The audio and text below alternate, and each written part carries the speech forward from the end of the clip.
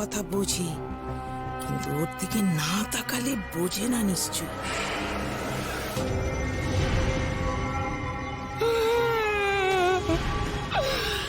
আমি চলে যাচ্ছি রে দুর্গামণি, তুই ভালো থাকিস।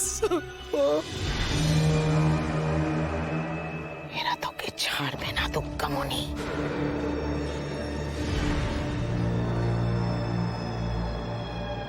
তুই যদি সত্যি মাকে দেখতে চাস তাহলে 1 ঘন্টা বাদে দেখা কর আমার সঙ্গে কলেজ পড়ে। এদের কারোর কথা শুনিস না, তাহলে কিন্তু আর কোনোদিন তোর মাকে দেখতে পাবি না।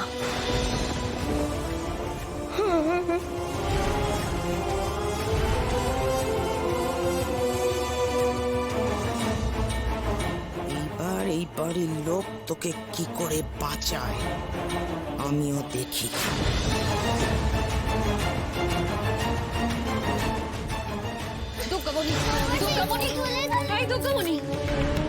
এই দুর্গামণি, তোকে কি বললো রে?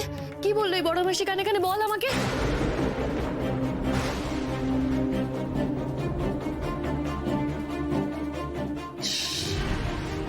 সুযোগটা ফসকে গেল। আমি মায়ের কাছে যাবই, আমি কারোর বারণ শুনবো না মা দুর্গা। কি হয়েছে ছোট? দিদি দিদি ওই মহিলা না ওকে কানে কানে কিছু বলে গেছে। কি বলেছে দুর্গামণি আমাকে বলছে না? বল না দুর্গামণি, কি বলেছে তোকে?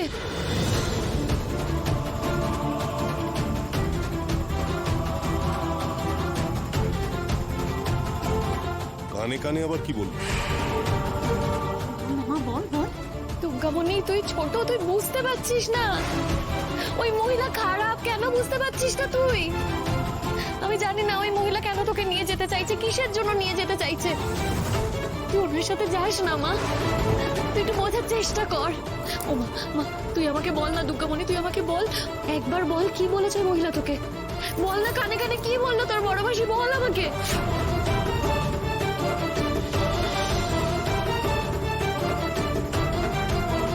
দুর্গামণি, দুর্গামণি। দুর্গা মা, হতেই পারে বড় মাসি মিথ্যা কথা বলছে, কিন্তু যদি সত্যি হয় আমি কি করে বুঝবো? ও দুর্গা মা, বুঝিয়ে দাও না গো। বড় মাসি সত্যি বলছে না মিথ্যে? আমি একবার বড় মাসির সঙ্গে দেখা করি, দেখা করে বড় মাসির মনের কথা বুঝে নি। কিন্তু কোথায় যেন যেতে বললো? ও হ্যাঁ, কলেজ মোড়। তুমি এখানে থাকবে তো, একটু দুর্গামণিকে দেখে রেখো না গো, তাহলে আমি একটু রান্নাঘরের দিকে যাই। আমাকে তো দোকান খুলতে যেতে হবে, তুমি তো জানো না মিষ্টুর শরীর খারাপ, আমি না গেলে দোকান বন্ধ থাকবে, সেটা তো হতে পারে না। না কি করবো এখন? দুর্গামণিকে তো একা এভাবে রেখে যাওয়া যাবে না, ওকে তো কাউকে একটা দেখে রাখতে হবে। আমি কি করি এখন?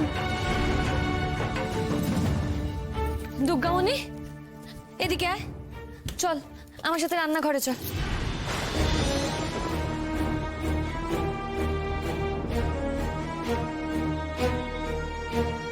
চমচম এদিকে আয়।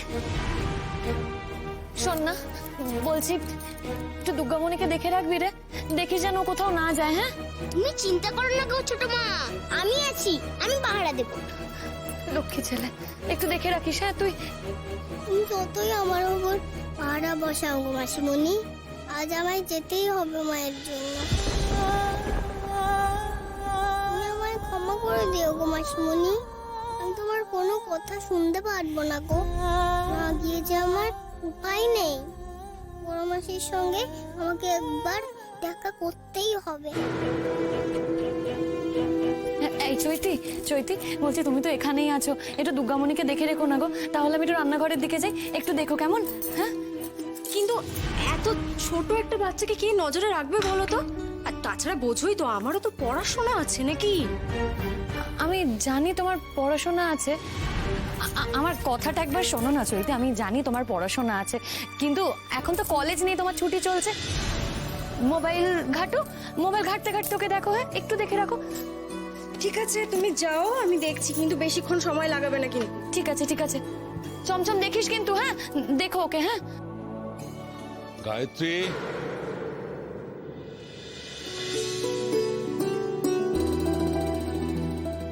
এরা আবার কারা গো মা দুর্গা?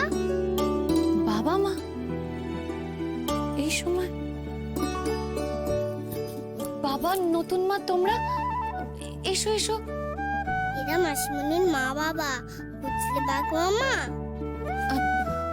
বলছি তোমরা তো আমাকে জানাওনি যে তোমরা আসবে, আসার আগে তো ফোনও করোনি আমাকে। পুজোর জন্য সবার গিফট কিনেছি, সেটা দিতে এসেছি, এটাতে জানানোর কি আছে?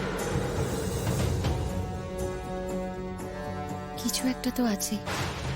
বাবা নতুন মা সবসময় আমাকে জানিয়ে আসে, আমাকে না বলে তো বাবা নতুন মা কখনো আসে না। আজ কেন এলো? চমচম বাবু, এদিকে এসো, আমার সঙ্গে এসো। তারপর বলো, কেমন আছো? চৈতি, কেমন আছো তোমরা? ভালো আছি। কি চমচম বাবু, পুজোর ছুটি কি এখন থেকেই শুরু হয়ে গেল? মা বলেছে পঞ্চমী অবধি পড়তে বসতে হবে। তা তো বটেই। তার আগে আর কি আনন্দ করবে? না, বাবা নতুন মা আসার কোনো কারণ তো আছেই। এই ছোট বৌদি, ওনাদেরকে তুমি এখানেই বসিয়ে রাখবে নাকি ঘরে নিয়ে যাবে না? বলছি বাবা নতুন মা তোমরা এখানেই বসে থাকবে নাকি? তোমরা ওপরে চলো, তোমাদের জামাইও ঘরের দিকেই গেছে, চলো।